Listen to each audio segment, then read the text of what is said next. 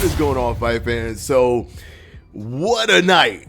What a night. Ryan Garcia shocks the world. It was so shocking, it jolted me back into making a video about IRL boxing. That's how crazy it was to see Ryan Garcia win by decision. I don't care who you are, most people did not have this outcome. Heck, I did not have this outcome. I thought Devin Haney was going to win this fight by decision. However, to be fair, I've always given Ryan Garcia more credit than many people have given him in the past.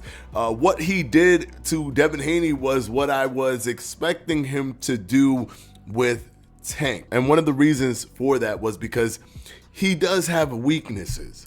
He does. But he knows how to accentuate and kind of stretch or squeeze the juice out of his strengths. That is something that he's always been able to do. He's always been able to do that with his speed.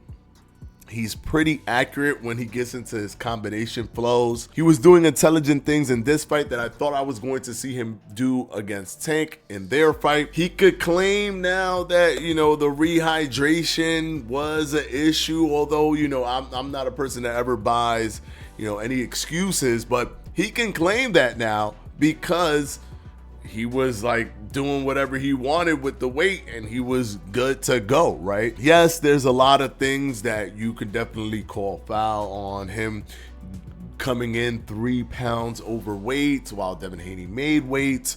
And yes, Devin Haney is a rehydration beast.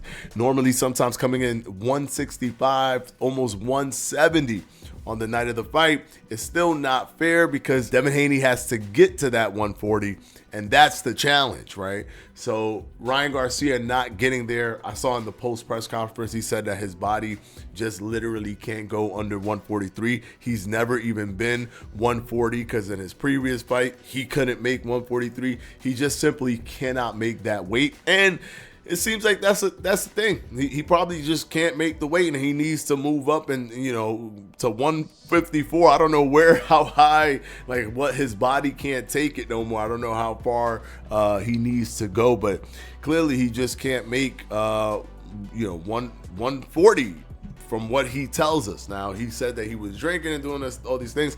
I don't know how that's helping him make that case, and that is not even what I'm arguing today or talking about. I'm simply talking about the fight itself and how much of a shock that was to the system, into the veins of the boxing world, into the boxing fandom. That's a jolt of electricity that nobody was expecting was going to happen. Kudos to Ryan Garcia for upsetting the apple cart. Probably one of the biggest upsets that we have seen on this stage, considering that so many people, especially after the Tank fight, had Devin Haney winning because Devin Haney just literally had a masterful performance versus Regis Prograis. So he held his own, won the WBC belt at 140, but just got smoked by Ryan Garcia. Now, the fight started off insane from round one, rocking Devin Haney immediately from the opening bell. It was almost instantaneous how quickly he rocked him. That first time that he rocked him was not enough, right? It was not enough for Devin Haney to start rolling down that snowball effect to start coming into play, as Devin Haney started to basically, after that, take control of the fight. It was almost like you could think of the Floyd Mayweather versus Shane Mosley fight, where Shane Mosley early in the fight, I believe it was round 2, rocks Floyd Mayweather badly, and then you're looking at this and you're going, whoa, what's gonna happen? But then over the course of the fight, Floyd Mayweather starts to take control, and then it's a Floyd Mayweather fight. And, you know, we ended, and obviously Floyd Mayweather ended up beating Mosley without any issues other than that second round, you know, wobble. But that's what it looked like it was moving into in this fight. But then going into, I believe, the 6th or 7th round, and the crowd was kind of booing Ryan Garcia, and it almost looked like Ryan Garcia didn't know what to do next. He started doing things and switching up his style. He was putting out his hand, and that was making Devin Haney feel more comfortable to come in, because every time he put out his hand like that, he basically hijacked his left hook. And that thought process that all he has is the left hook gives, you know, more comfort to somebody like Devin Haney when they're seeing him constantly stick out his hand and guard up and kind of hijack the left hook, or hide the left hook, or put it away essentially in the positions that he was putting it, in the positions where he was putting his left hand. And he was starting to kind of gain data that entire time. He kind of just used all that time to gain data, and then he was able to start landing the left hook. And then I think when he dropped him in that 7th or 6th round, I think it was the 7th round, that's it. I think he never fully came back from that. He was wobbled the whole time. He was kind of like off it. He never fully got back. None of his punches were worrying Ryan Garcia. At one point, Ryan Garcia just was playing and toying and had his hands down because he was probably feeling the punches. They weren't hurting. Devin Haney probably couldn't really see him well. It looked like Ryan Garcia was in full control, and Devin Haney was like about to collapse. And every subsequent round after that, he kept dropping him. It became an instant massacre after a certain point. And maybe it's not so much about what Ryan was doing intentionally after the fact, but once he landed those devastating blows in the 7th round, I think Devin Haney never recovered, and the initial subsequent blows just made it worse. They took a point away from Ryan Garcia for hitting. I think that was incredibly weird the way he hit him. They were separating. It was a very hard shot.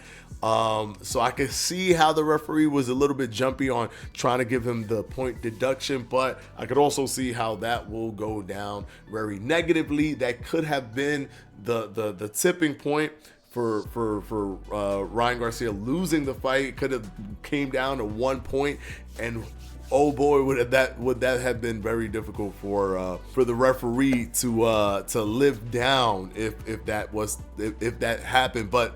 But fortunately for him, that didn't happen. And on the scorecards, he won by a majority decision, getting 2 judges and one of them considering the fight a draw. Now, Devin Haney has a loss on his record. Ryan Garcia did not win the WBC belt, but that doesn't matter. That never really mattered to Ryan Garcia, as the win is the thing he was seeking. The competition and being able to say, I have this win over you, was what Ryan Garcia was seeking, and that's what he got. And he shocked the world. Twitter was on fire after that fight. An amazing fight, an absolute incredible fight. Even Ryan was hurt and rocked at one point in the fight, giving it at least some momentum swing in terms of the devastation. But in terms of the whole fight, it had the ebbs, the flows, the knockdowns, the action, the combos, one person dominating for a small portion of it, the other person dominating for the later half of it. It was a pretty good fight. Probably one of the best fights we've had this year. Probably easily one of the best fights that we've had this year. All right, guys, let me know what you guys think. Fight was so crazy, got me hopping on here at 2 in the morning, 3 in the morning, doing a video for you guys. I don't even care if this video doesn't get views. If it gets views, I just wanted to be able to put this sentiment onto my channel. For any of you guys that's wondering how I felt about it, this is how I feel about that fight. Kudos to Ryan Garcia. Hope to see him fighting soon again. I mean, he's gonna move up. it looks like he's going to move up. So let's see what he's thinking about. Fundora. That's an interesting one, but, you know, let's see what happens. Until the next one, guys, peace out.